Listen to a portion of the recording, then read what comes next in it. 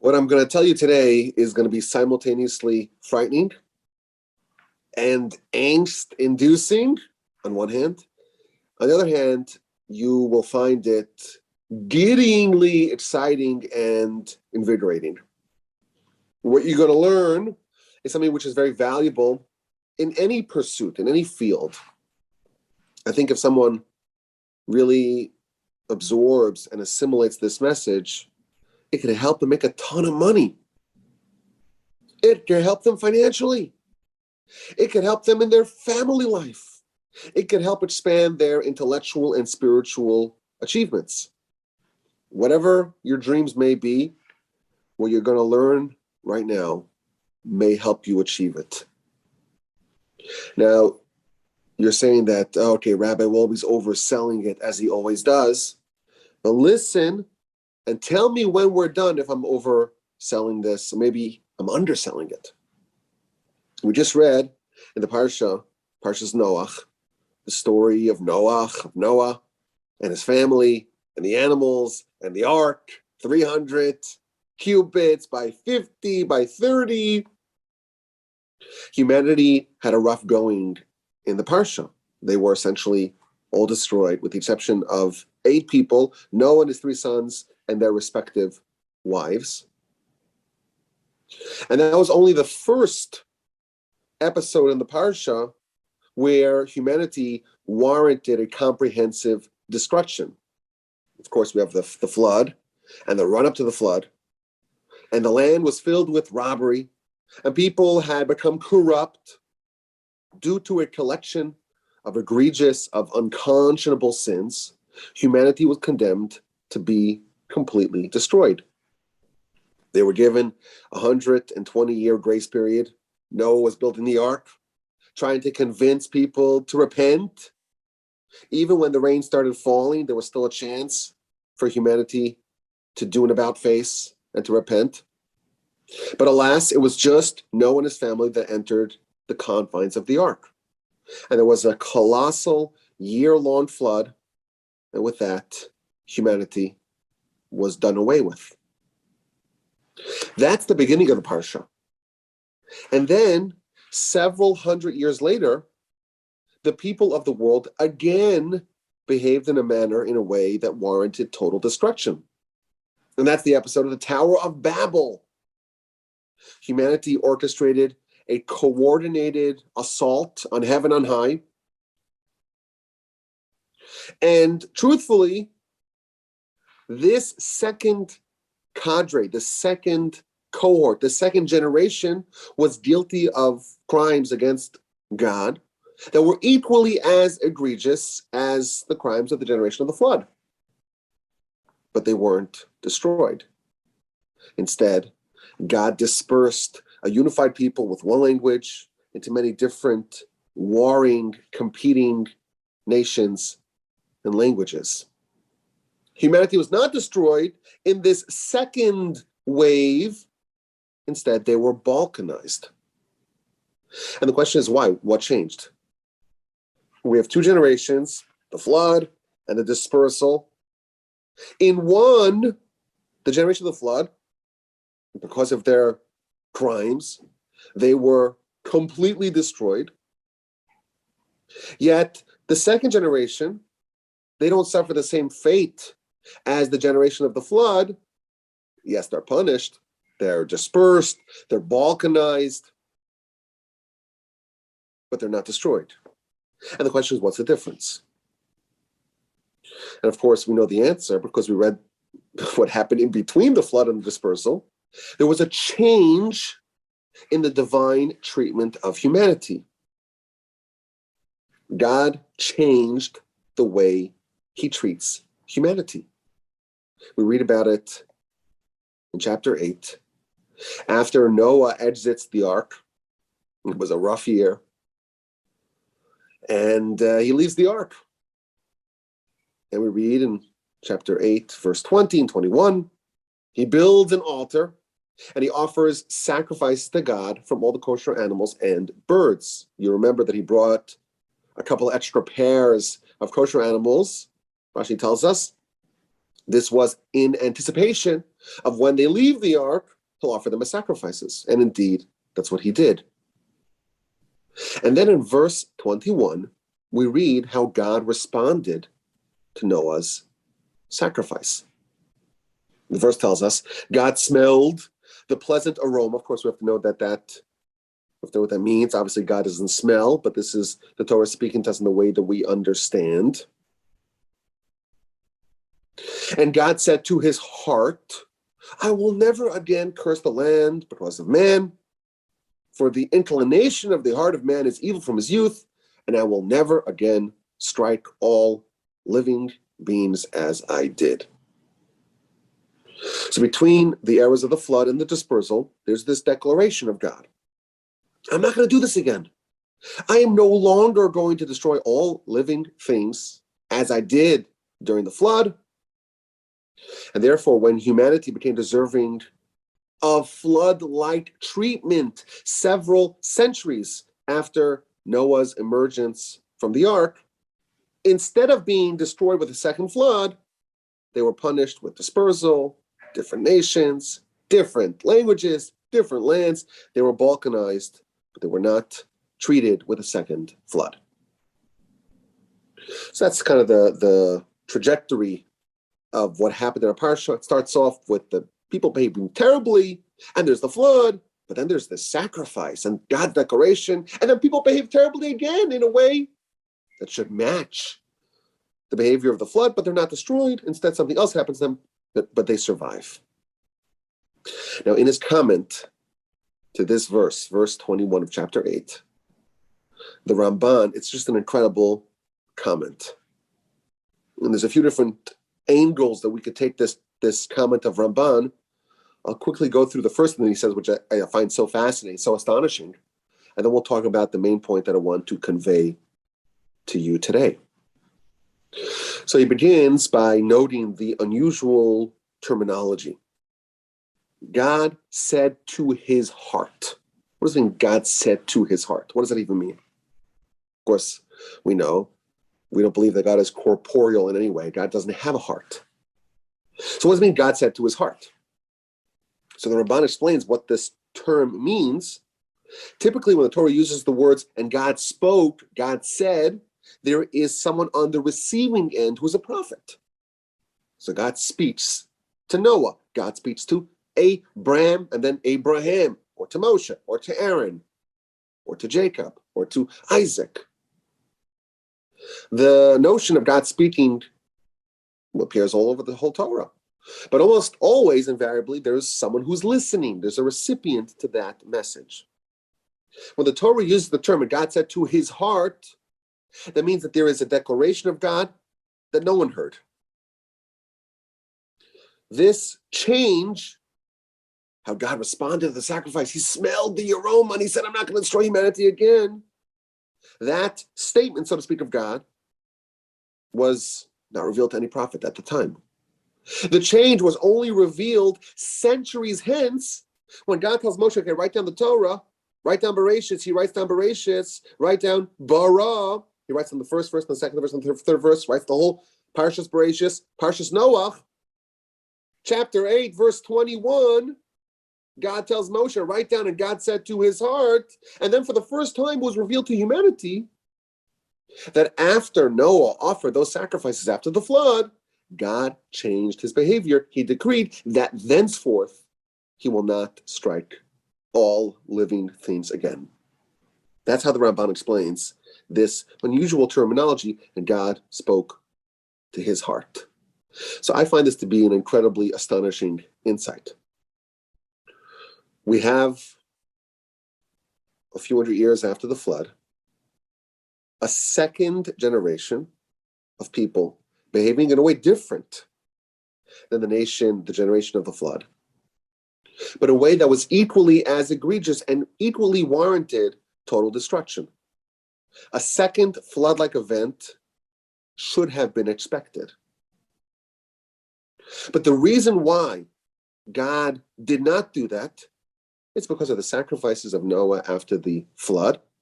But no one knew about that. Even Noah himself had no idea of the impact that his sacrifice had. Noah, with this decision to offer sacrifices to God after the flood, that effectuated a change in divine treatment of humanity, but no one was aware of it. Humanity had a savior in that Noah was righteous and did something that was an entreatment of God, and it changed the way God thenceforth treated humanity. But for centuries, no one knew. No one knew. But for centuries, no one knew. This transformation was only revealed to Moshe. So to me, this is just a wonderful example of the fact that we're living in our world and we're making decisions and we think we could piece together the cause and effect and why things happen. But this is an example of how we're totally unaware of the impact of human behavior and how humans can actually change the way God relates to the world, interfaces with the world. And it's possible that someone did something, and for centuries, no one's aware of it. And only once God reveals it to Moshe does it become known. But that small deed of Noah actually saved all of humanity from a second flood-like event. To me, this is just an incredible, incredible insight. There's like a system of cause and effect, and there's a ledger, there's a tally, there is effectuation, there's change that's happening in heaven. And unless we get a little window, a little insight, we have no idea what's happening.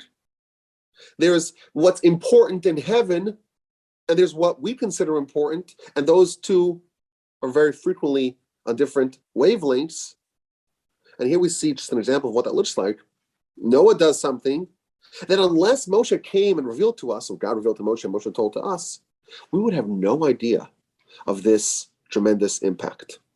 To me, this was an incredible insight that it's not what I wanted to focus on, but because the Ramban that addresses this verse, he starts off with this point, I wanted to share it. But what I really wanted to focus on was the continuation of this Ramban and the implications of what he says. The verse tells us, God smelled the aroma of Noah's sacrifice. And he said to his heart, what did he say to his heart? I'm not going to destroy humanity again. And he explains why. I will never again curse the land. Ba'avur ha'adam, due to man. Ki yetzer leiv ha'adam ramin ura, for the inclination of the heart of man is evil from his youth. And I will never again strike all living beings as I did. What does it mean that I will not destroy man because of man, or ba'avur adam, for the heart of man is evil from his youth? What does that even mean? What's the rationale of God's change of treatment? So the Ramban offers two explanations. We know that man, the term man in Hebrew was Adam. But the word Adam also refers to Adam, the original man. So in the Ramban's two explanations, in one of them he says that when the verse says man, it says Adam, it's referring to the original Adam. And he explains, God says, I'm not going to destroy humanity because of Adam. When humans sin, that can be traced back to Adam's original sin. And had Adam not sinned, well, we would not have a Yetzer Hara, we would not have an evil inclination, and we would have nothing that pulls us away from God. And therefore, how could you blame subsequent humans? If it wasn't for Adam, we would not have the evil inclination and we wouldn't sin. And therefore, ultimately, if we strip away everything, we discover the real culprit. It's really the original Adam. And therefore, when the people of the dispersal, they're behaving in this terrible way, they're rebelling against God, we may think it's their fault. No, it's actually Adam's fault. And therefore, humanity should not be blamed for their sin. That's explanation number one. When the verse says Adam, it's referring to the original man. In the second interpretation, the Ramban says that no, when it says Adam, it means humanity. And he explains that the argument for never destroying humanity again is because, after all, we start off life and we have an evil inclination. And from the very beginning of our life, we're under the spell of the evil inclination. And when we get older, we have the good inclination, of course, but it's no match. It's no match for the evil inclination. We've been trained, we've been raised, we've been reared to be sinners. After all, we're under the thumb of the evil inclination. How can mankind be blamed? The Yetzer Hara has this head start. The deck is stacked against us. It's really hard to blame humanity. That's the second interpretation of the verse, courtesy of the Ramban, of why God won't destroy the world again. God won't destroy the world again, either because how could he blame humanity? It's really Adam's fault. Or how could he blame humanity? They have Yetzer Hara from youth. And indeed, in our Parsha, in Parshas Noach, when God was given a very good reason to destroy mankind again, he refrained because of this argument. That's the Ramban. And again, humanity did two sins, or two generations of sinfulness that each independently warranted destruction. But one of them came after Noah offered the sacrifice, and God said, I'm not going to destroy man because of the Yetzer Hara, of the evil inclination. It starts from the youth, because of Adam, because of the reasons that we talked about. But here's the massive, ginormous question on the Ramban. And when we ask the question, the answer should be obvious, but the implications of that answer, that's what's exhilarating and giddyingly exciting on one hand, but also terrifying and angst-inducing on the other hand. The massive question is that God, speaking to his heart, he says, I'm not going to destroy man. How can you blame man? How could you blame humanity? It's Adam's fault. He introduced the Yetzer Hara. That's one explanation of what God said. Or we have a Yetzer Hara. Humans have a Yetzer Hara from the very youth. How could you possibly blame them? I'm not going to destroy humanity due to these reasons. Here's the massive question. Both of those rationales, both of those arguments were as equally true before the flood, before the generation of the flood. So if these reasons are sufficient to prevent a second flood, after all, how could you blame them? It's Adam's fault. Or how could you blame them? They have a Yetzer Hara, and they've had a Yetzer Hara since they were young. If these arguments are sufficient to prevent the second flood, why didn't they stave off the first flood? The argument would be equally valid before the first flood. How could you blame them? Don't you understand? They come from Adam. It was Adam's fault. Blame Adam. How could you blame them? They have a Yetzer Hara since they were young. And the Yetzer was trying to get them to do all these sins. And the Yetzer Tov, the good inclination, has no chance. As this Johnny come lately to try to fight against the wily teen, the Yetzer Hara. That's a compelling argument, the Torah tells us, to not destroy humanity. But this argument is equally as valid and compelling before the flood. Why was there the flood to begin with? That's a massive question. And the answer, it's obvious. And the Ramban essentially says it himself. But the implication of the answer, that's the insight. The answer is, of course, This argument would be valid before the flood. And this argument could have prevented the flood. But when did Noah offer his sacrifice? Noah offered a sacrifice after the flood. As a result of that, only after the flood was this argument presented, invoked, submitted, and therefore it only prevented the second flood, not the first flood. And we'll explain more how that works, but the astonishing implication is Noah was working for 120 years to build the ark, and it's this whole production, a whole year.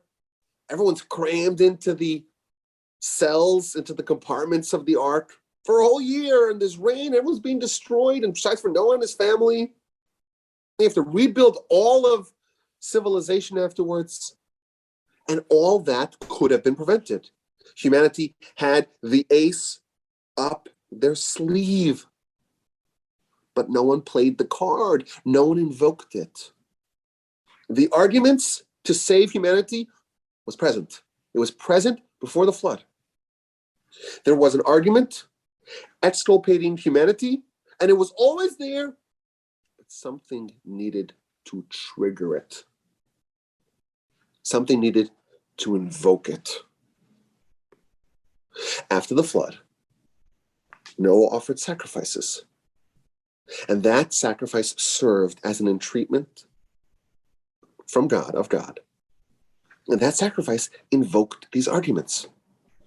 That sacrifice, which is a form of prayer, that actualized, that brought to the table the argument that was always there. It was always ready. It was always present. But no one invoked it, and therefore it wasn't submitted. You have an argument, a good argument, a winning argument to save all of humanity. But unless you do something to offer it to God, to make your case before God, to surface that argument before God, God's not going to do it. And therefore, humanity could have staved off the flood, but no one presented the case. And that's the exhilarating and giddy, exciting idea. And it's terrifying as well. It's exciting because who knows? Like if you compare the sides. Like on one hand, you have this argument that saves all of humanity, and you have that. All you need to do is just twist the valve. What you need to do is very small. Flip the switch. Make the case. Present the argument. Make the pitch. Express it. Do something to entreat God. All the work is done.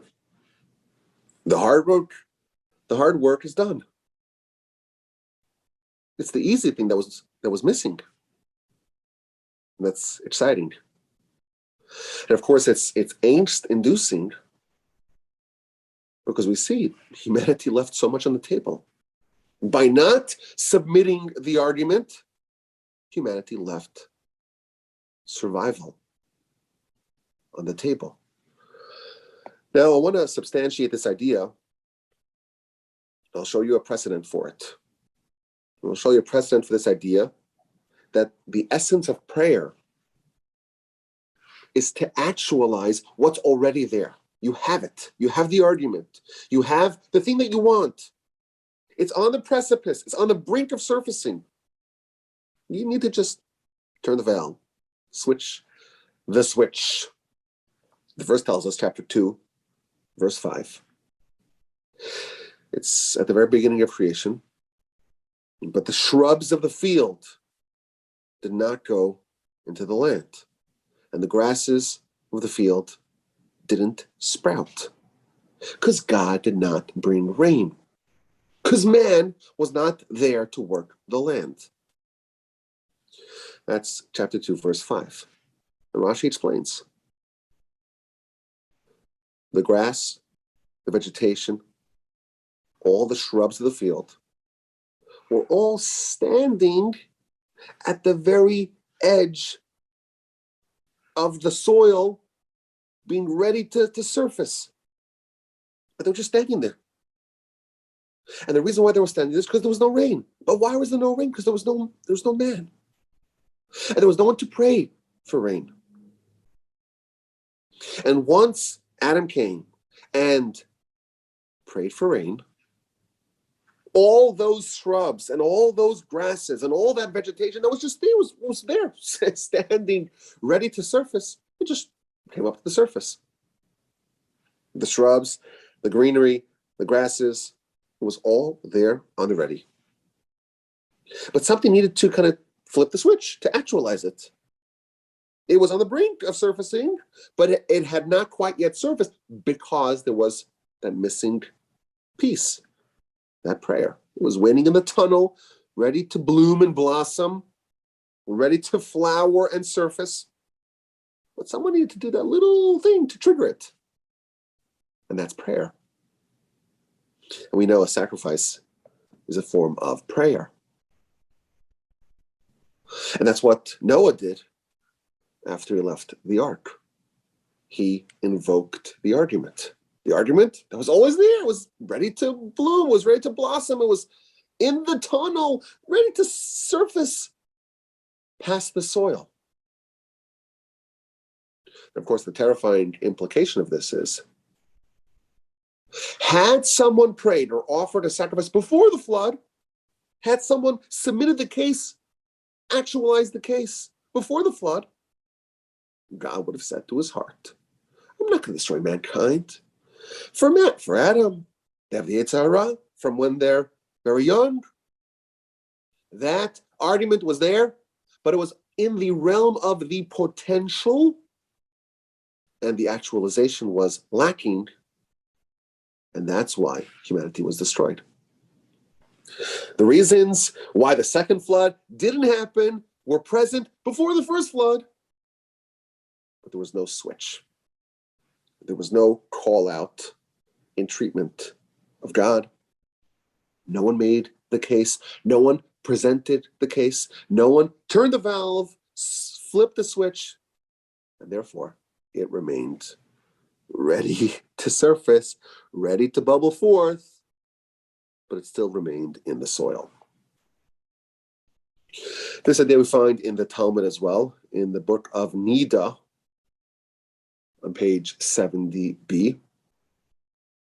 It's talking about how to get rich. Get rich quick schemes, courtesy of the Talmud.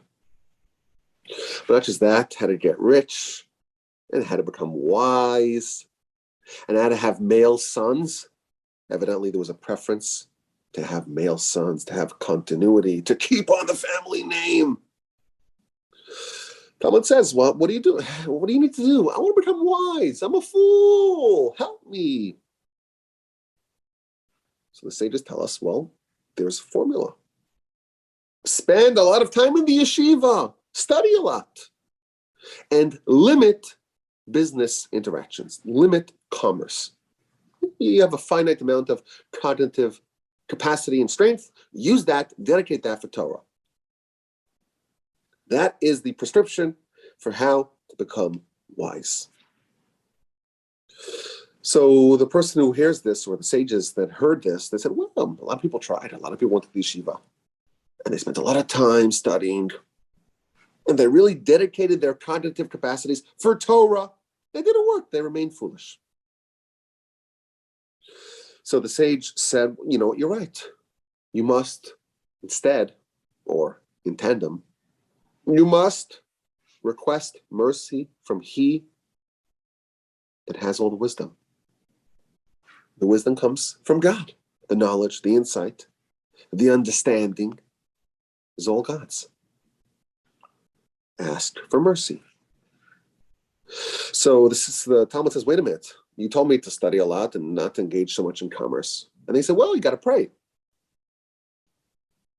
If you need to pray, why are you telling me to spend a lot of time in the yeshiva?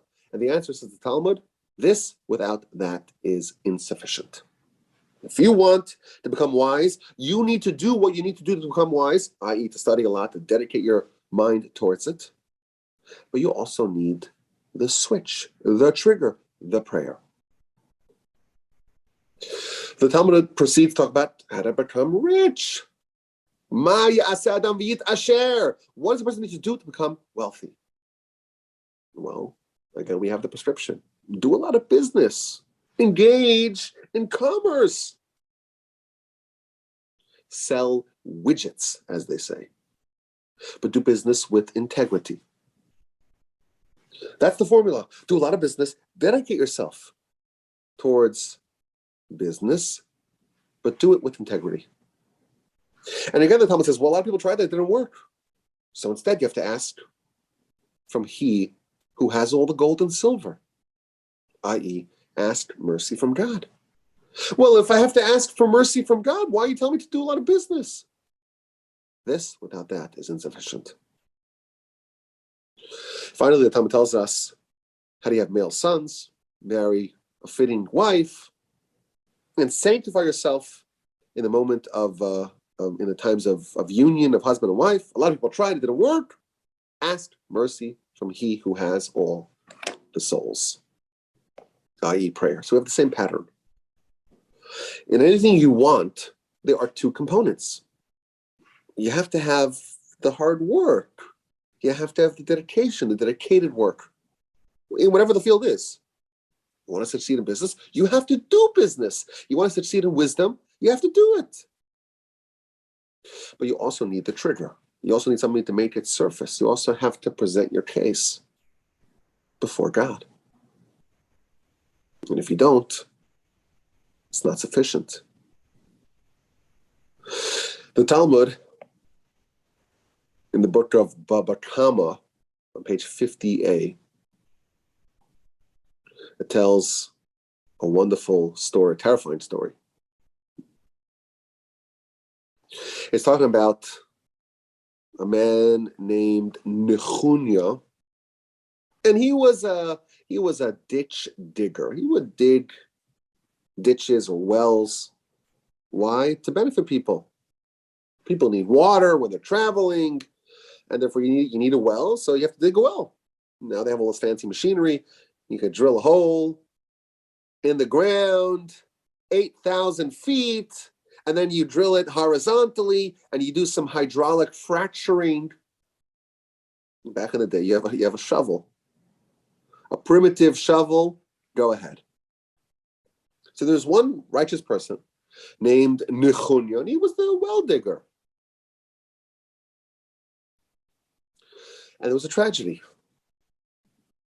His daughter, young daughter, was running around playing, and she fell into one of the wells. And of course, there's the risk of dying. So no one knew what to do. They ran to the great sage, Rabbi Hanina ben Dosa. He's a sage, we've talked about him in the past, one of the great sages of the time. And they said, pray for this girl. What's going to be? We're trying to save her. What's happening? Pray for her. So he said, don't worry. She's at peace. She's unharmed. Nothing's going to happen to her. After an hour has passed, that's what he said. After 2 hours had passed, they're still freaking out what to do. He says, don't worry about it. She's okay. After 3 hours, she's missing in the well. And again, they're with the rabbi. What are we supposed to do? He says, okay, she came out already. So indeed, it turns out that she had survived. And they went to her and they said, how did you survive? And she told the whole story of how she survived. Abraham came and pulled her out. That's what they discovered. So they went back to the great rabbi and said, well, how did you know that? How did you know that she would survive, that she would be okay? Are you a prophet? This is at the time when prophecy already went extinct. Are you a prophet? So he said to them, no, I'm not a prophet, and I'm not the son of a prophet. But this is what I know. We have a tzaddik here, this well digger. He's a tzaddik, and he's dedicating his whole life to dig wells for the benefit of other people. It's inconceivable that someone who dedicates their life for this specific thing, for wells, it's inconceivable that his own child would die in that manner. I'm not a prophet. It doesn't jive with the Almighty's system. The Almighty wouldn't take the thing that you dedicated your whole life for, and your own child will suffer. No, that's not going to happen. I'm not a prophet. I just know that this is not the way that God would behave. That's the Talmud. And if the Talmud ended over there, it's a beautiful story with a wonderful lesson. When you dedicate yourself to something, you'll have special divine help in that area. But the Talmud continues. The Talmud gives this terrible little postscript to the story. Nevertheless, despite the fact that we have this insight from the great Rabbi, that someone who dedicates themselves to a given objective will not suffer in that objective, nevertheless, his son, not his daughter survived, but his son, he died of thirst. Even though you would expect, he's a well digger, and you dig a well to access the water. And you told me that, well, if someone dedicates themselves to a given objective for the benefit of others, they're not going to suffer. Their children are not going to suffer in that specific thing. So the argument you would imagine would be equally true for his son. His son shouldn't die of thirst. He spent his whole life dedicating himself to digging those wells so that other people have water. So you would imagine that if it saved this argument, saved his daughter, how come it didn't save his son? The punchline of the story seems to negate the point. The whole point is that, well, there's this rule. The rule states that the way God behaves, that if someone really commits themselves to their whole life is about a certain objective, provide water from wells for other people, their children are not going to stumble in that area. Yet the Talmud concludes that this famous well digger's son, the son of the man who dedicated his whole life to providing water for the public, died of thirst. And the commentaries resolve this problem by explaining there was an argument here. There was a prayer here. The argument was that someone who commits themselves to a given objective, it seems inappropriate for their own children to die, to suffer in that specific area.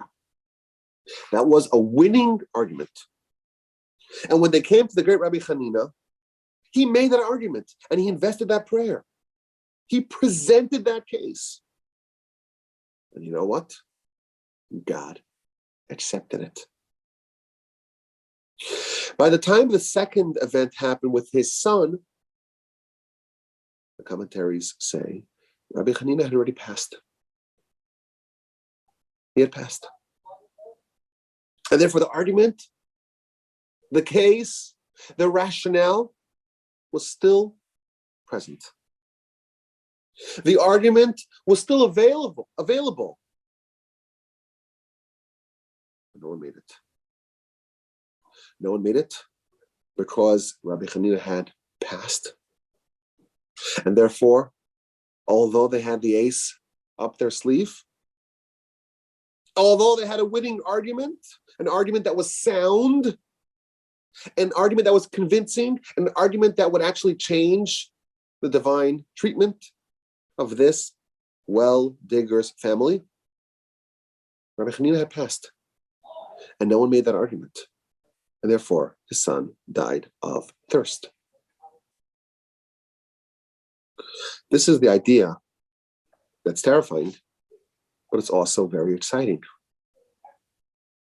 It's terrifying when we learn that all the ingredients were in place for the flood to have been forestalled before it even happened. If only someone had brought the sacrifice, had prayed, had invoked this case before God, the flood could have been avoided. There was a winning argument. Someone needed to make it. And now, of course, he gets praised for saving humanity in the future. Sometimes what you need is just something very little, a prayer, and without the prayer, even all the hard work won't be sufficient. You can do all the studying and all the spending time in the yeshiva and really dedicating yourself to it. Without the prayer, you haven't presented your case. You can work really hard to make all your money, but without investing that final prayer, getting God on board, lobbying God to accept your argument, to accept your case, all that work is for naught. And it's a little bit, like we said, terrifying, because who knows how much we're leaving on the table? Who knows, God forbid, how many tragedies, how many disasters could have been avoided if someone prayed, if someone sacrificed, if someone made a case, made an argument. Who knows how much we could have sidestepped if we only lobbied God to accept our position. The effort was there. The work was there. The case was sound. The argument was winning. We have to make the case. It's exciting. It is invigorating. It's very demanding of us. It's also terrifying. A lot of people think, prayer, well, God knows what I need. God knows what I need to worry about it. Of course, God knows. This is the system. This is how the system works. You could have a winning argument. You could have a convincing case. It could work. But if you don't present it like those trees and that greenery and that vegetation and that shrubbery, it's there. It's ready to go. You have to summon it. And the way you summon it is with prayer. If you say, well, God knows what I need, so he'll give me. No, he won't. He knows what you need. And you deserve it. You put in the effort. There's a good argument. Sometimes God says, even without a good argument, that's called a free gift, a freebie. God gives out freebies. I will hear and I will listen because I am merciful. Chanun is from the word chinam, it's free. You have to ask. You have to petition. You have to lobby. You have to make your case.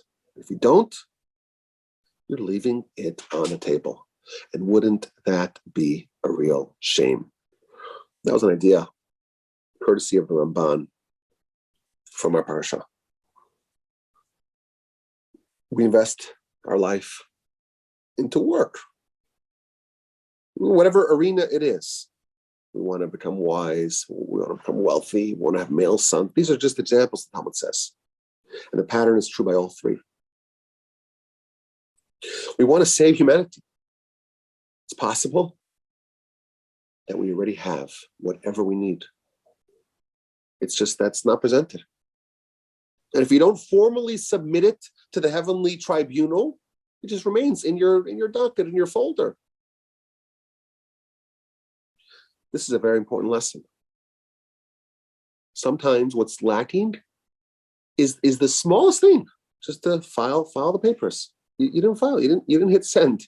You didn't send. You did all the work to organize all your thoughts and make this incredible email. You didn't submit your resume. You just didn't submit it. But it's such a great resume, they'll for sure hire me. Yeah, you got to give them the resume. God works like that, we're told. You could have everything that you need, all the qualifications, all the arguments, all the reasons, all the rationales. You have to hit submit, send. You have to invoke it. And if you don't, all that potential will remain subterranean below the soil. And it's just a total shame, because who knows how much we could have gotten? Who knows how much we could have achieved? Who knows where we could have arrived at? Everything that we wanted, it's possible. We had the grounds for it. We just never turned the valve, made the pitch. What's lacking may be the smallest thing. Had Noah offered the sacrifice before the flood would have been forestalled. So much so, we can deduce from this Ramban. I think this really demands of us. Now that we know that even if there are the reasons for us to be saved in whatever area, like I said, this is something which will be very valuable in every area of our lives. Whatever it is that we want to make sure that God's on board as well. And what that means is we have to submit our case. That is what prayer is. That's what Adam did when he came. He realized that the world needs rain. He said, please give us rain. And God says, okay, here's your rain. And all that vegetation that was all there, ready to go, at the very edge of the soil, just came forth. That's the prayer of Noah. That's the prayer if you want to be wealthy, you want to be rich, you want to be wise, you want to have male sons. There's a winning case, a winning argument. This person shouldn't suffer in this particular way. In all these instances, it has to be submitted. If you don't entreat God, if you don't submit it, cannot blame God. This is how he behaves. This is how it works. We're told in the very beginning of the Torah, Parshas Bereshis and Parshas Noach. We read just the text of scripture with the commentaries with Rashi. We already know the first two parshas twice. We know this idea. Whatever we want.